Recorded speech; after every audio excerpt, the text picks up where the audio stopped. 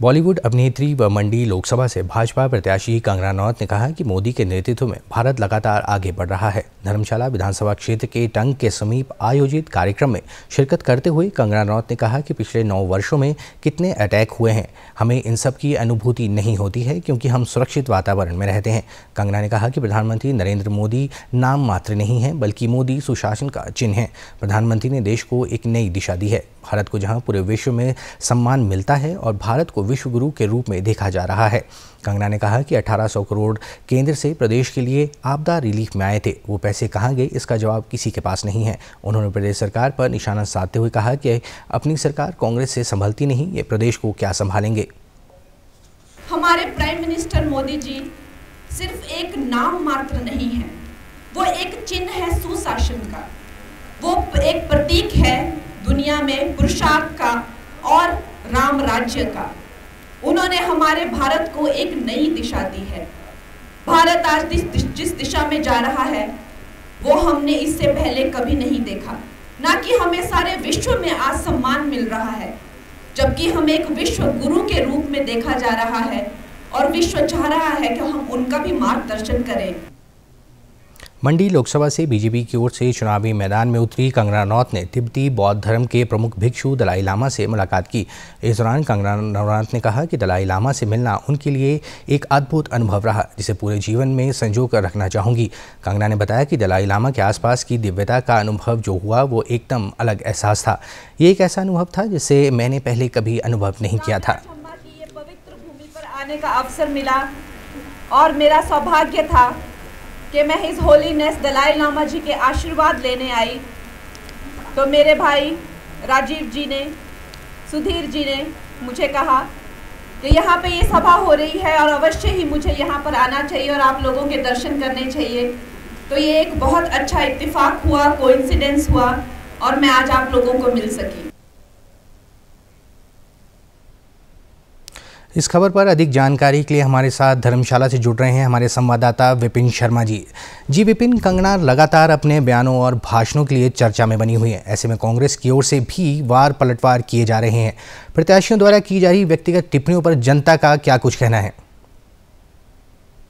जी अंशुल, बता दें कि आज बॉलीवुड अभिनेत्री और मंडी से जो भाजपा की लोकसभा प्रत्याशी है कंगना रनौत, वो आज धर्मशाला पहुंची थी और सबसे पहले उन्होंने जो है तिब्बती धर्मगुरु दलाई लामा के साथ जो है वो वहां भेंट की और उनका आशीर्वाद जो है वो लिया। उन्होंने कहा कि ये जो उनका अनुभव है वो बहुत ही अद्भुत रहा और इस तरह का अनुभव उन्होंने पहले कभी भी प्राप्त नहीं किया है और इसे वो हमेशा संजो कर रखना चाहेंगी। इसके बाद जो है कंगना रनौत धर्मशाला के विधानसभा क्षेत्र के टंग में जो है एक चुनावी जनसभा को संबोधित करने के लिए पहुंची और यहाँ पर उन्होंने जो है जमकर कांग्रेस पर जो है निशाने साधे और सीधे तौर पर प्रदेश सरकार को निशाने पर लेते हुए कहा कि सुक्खू से जो है प्रदेश सरकार जो है वो संभल नहीं रही है, ऐसे में प्रदेश कैसे संभलेगा। कुल मिलाकर बात करें तो उन्होंने जो है केंद्र सरकार की उपलब्धियों को जो है इस दौरान जनता के समक्ष रखा और कहा कि प्रधानमंत्री नरेंद्र मोदी के नेतृत्व में जो है वो लगातार देश जो है वो आगे बढ़ रहा है। विश्व गुरु की छवि जो है आज पूरे विश्व भर में जो है भारत की बनी है और पूरा विश्व जो है भारत से जो है वो मार्गदर्शन चाहता है। उन्होंने कहा कि पिछले 10 वर्ष के कार्यकाल में जो है भारत ने तेजी से विकास को जो है वो हासिल किया है और 10 वर्ष के दौरान जो है देश में कहीं भी जो है किसी भी तरह के दंगे जो है वो देखने को नहीं मिले और एक शांतिपूर्ण वातावरण जो है इस दौरान रहा। जी विपिन, अगर देखा जाए कि कंगना रनौत ने बहुत दिन पहले से अपना प्रचार शुरू कर दिया है, वहीं विक्रमादित्य सिंह जिनका नाम अभी 2 दिन पहले ही मंडी संसदीय सीट से उन्हें उम्मीदवार बनाया गया है, वो अपना प्रचार कब शुरू करेंगे और किस तरह से लगता है कि इस प्रचार में उनका रुख देखने को मिल रहा है?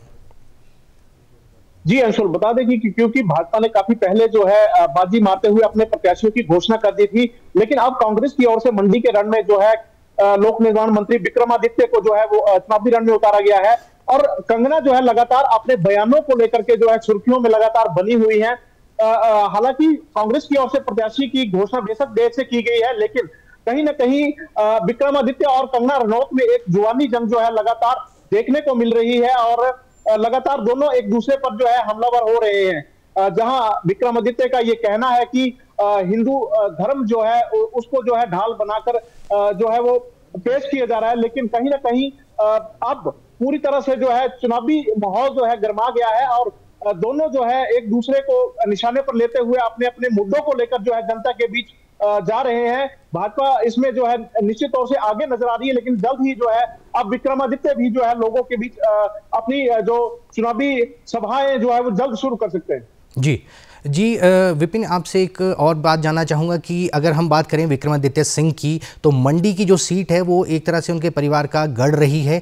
इस समय मंडी के लोगों में विक्रमादित्य सिंह के लिए किस तरह की भावना वो उनके लिए रखते हैं वहाँ?